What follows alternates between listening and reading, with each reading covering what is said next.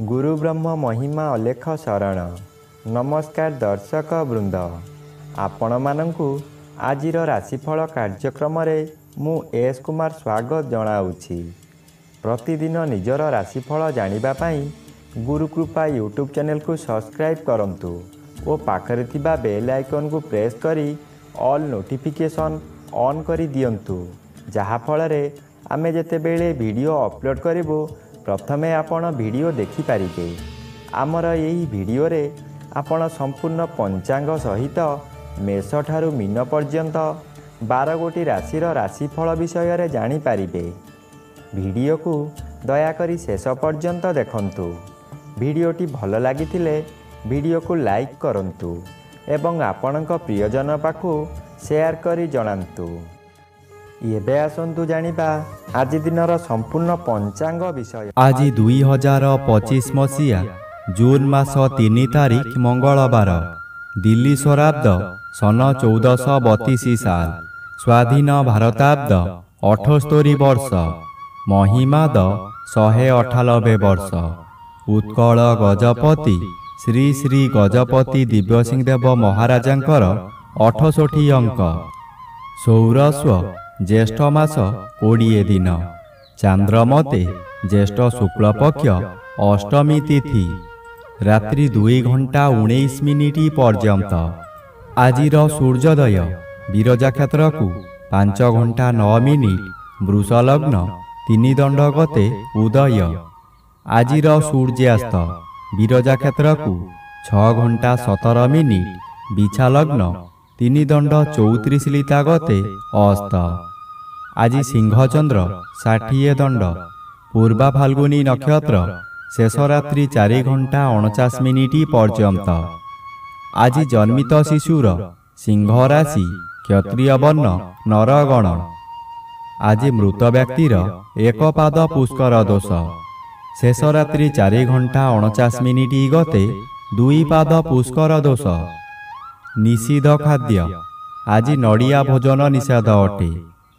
आजिर अमृत जोग प्रातरु दिवा 7 घंटा 32 मिनिट मध्य, दिवा 9 घंटा 9 मिनिट गते 11 घंटा 33 मिनिट मध्य, दिवा 2 घंटा 21 मिनिट गते अपराह्न 3 घंटा 9 मिनिट मध्य, अस्तरु रात्रि 7 घंटा 5 मिनिट मध्य एवं रात्रि 12 घंटा 41 मिनिट गते शेष रात्रि 3 घंटा 5 मिनिट मध्य।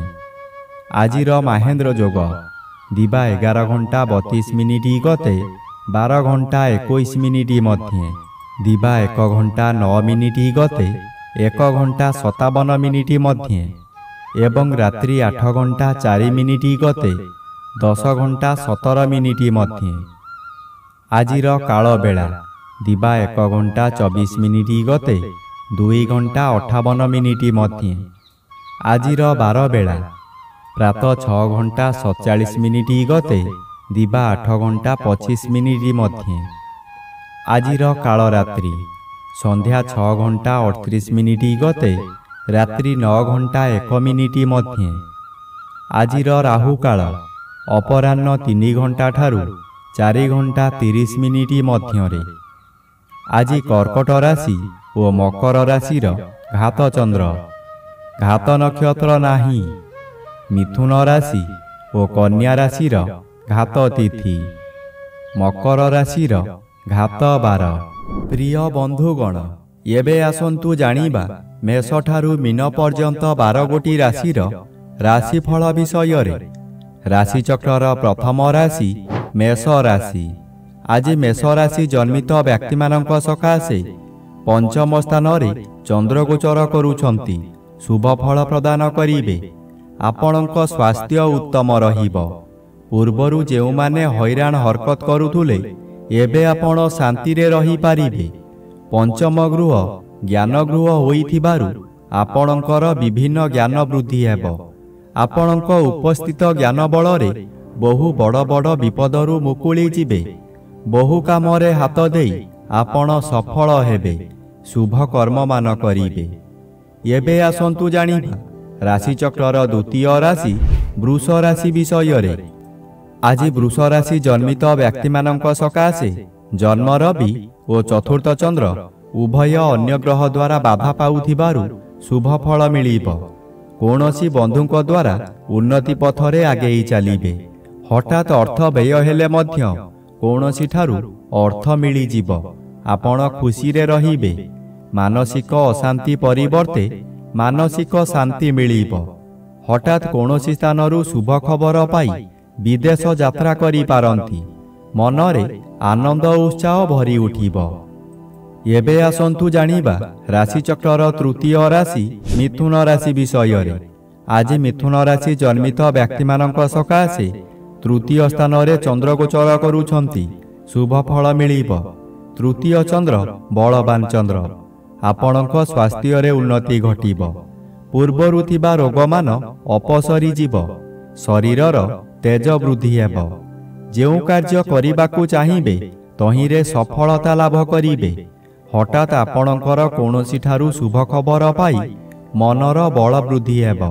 व्यवसाय रे अधिक लाभवान हेबे। धन संचय करिबार दिनटिए। एबे आसंतु जानिबा राशिचक्रर चतुर्थ राशि कर्कट राशि विषय रे।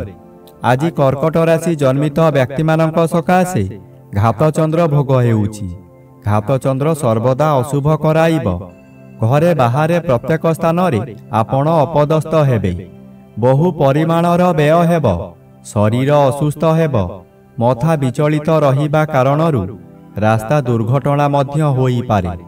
एही समय रे आपणक परिवार लोक माने आपणकु विरोध करिबे। निज मन को शांत न कले निजकु निजे दंड देई हैराण ओ लोकहसा होई पारंती।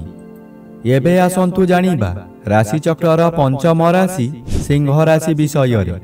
आज सिंह राशि जन्मित व्यक्ति मानक सकाशे दशम रवि शुभ और श्री चंद्र गोचर करुछंती।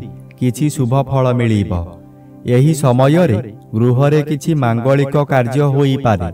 खूब धूमधाम रे आनंद उत्सव पालिबे। निज पाखरे अर्थ थाउ कि न थाउ स्वादिष्ट भोजन करी निजे भोजन करिबा सहित परिवार लोकंकु खुआई आनंद अनुभव करिबे। आज दिन रे कदापि नूतन गृह आरंभ करंतु नाही। गृह आरंभ कले ताहा अधारु बंद होई पारे किंबा कोनोसी अघटन घटी पारे। एबे आसंतु जानिबा राशिचक्रर षष्ठ राशि कन्या राशि विषय रे। आज कन्या राशि जन्मित व्यक्ति मानक सकाशे नवम रवि बाधा प्राप्त अछंती और द्वादश चंद्र मध्य बाधा प्राप्त थिबारु आज मध्यम फल मिलिबो। एही समय रे धर्म काम करी किछि धर्म संचय करि पारंती। एही धर्म आपणकर शेष समय को गच्छित होई रहिबो। दुश्चिंता मनरू हटी जीव। उत्तम आय हेब। अर्थ कारोबार रे उन्नति आसीबो। जुआ लटेरी रे भाग नेई उन्नति करिबे। मन खुशी रे बहु तीर्थ स्थान को गमन करिबे। एबे आसंतु जानिबा राशिचक्रर सप्तम राशि तुला राशि विषय रे। आज तुला राशि जन्मित व्यक्ति मानक सकाशे अष्टम रवि बाधा प्राप्त अछंती। अशुभ फल कम मिलिबो। एकादश स्थान रे चंद्र गोचर करुछंती। शुभ फल मिलिबो। परिवार मध्य रे स्वादिष्ट भोजन प्रस्तुत करिबा सहित अतिथि बंधु मानंकु निमंत्रण करी आप्यायित करिबे। एही समय रे आपणकर व्यवसाय अति सुचारू रूप रे चलिबो। भविष्यत सकाशे धन संचय करिबे।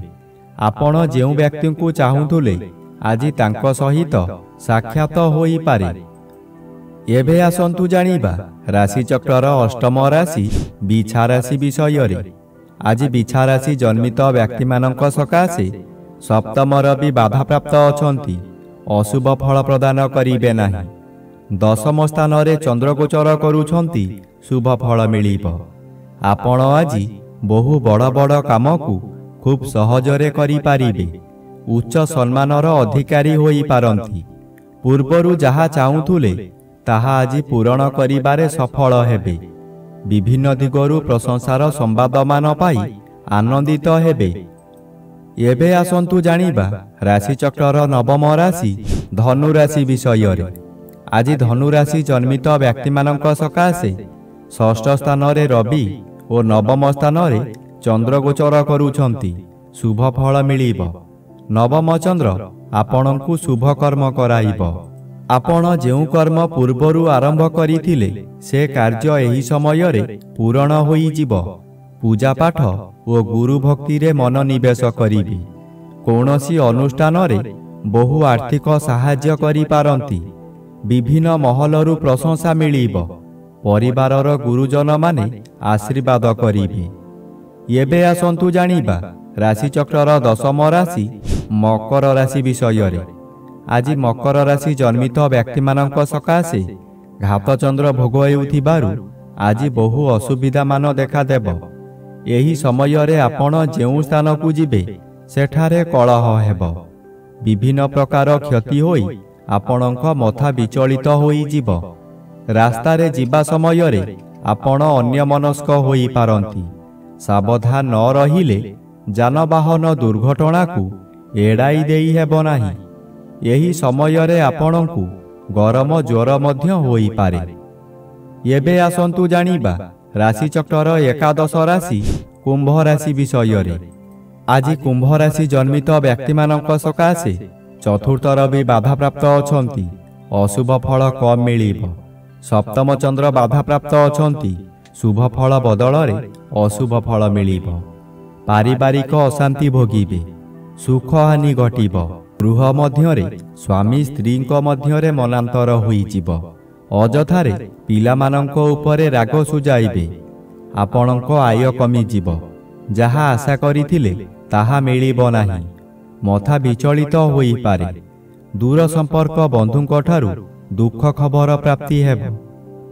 ଏବେ ଆସନ୍ତୁ ଜାଣିବା ରାଶିଚକ୍ରର ଦ୍ୱାଦଶ ବା ଶେଷ ରାଶି ମୀନ ରାଶି ବିଷୟରେ। ଆଜି ମୀନ ରାଶି ଜନ୍ମିତ ବ୍ୟକ୍ତିମାନଙ୍କ ସକାଶେ ତୃତୀୟ ରବି ଶୁଭ ଓ ଷଷ୍ଠ ଚନ୍ଦ୍ର ଶୁଭ ଫଳ ପ୍ରଦାନ କରିବେ। ଷଷ୍ଠ ଚନ୍ଦ୍ର ବଳବାନ ଚନ୍ଦ୍ର। ଆପଣଙ୍କ ପରିବାର ମଧ୍ୟରେ ଖାଲି ଆନନ୍ଦ ହିଁ ଆନନ୍ଦ ମିଳିବ। ଯେଉଁ କାମରେ ହାତ ଦେବେ ତହିଁରେ ସଫଳତା ନିଶ୍ଚୟ ପାଇବେ। ବ୍ୟବସାୟ କରୁଥିବା ବ୍ୟକ୍ତିମାନେ ବ୍ୟବସାୟରେ ଆଶାଠାରୁ ଅଧିକ ଲାଭବାନ ହେବେ। ପୂର୍ବରୁ ଆପଣ କରିଥିବା ଋଣ ଏହି ସମୟରେ ପରିଶୋଧ କରିପାରିବେ। ପାଖରେ ଅର୍ଥର ଅଭାବ ରହିବ ନାହିଁ।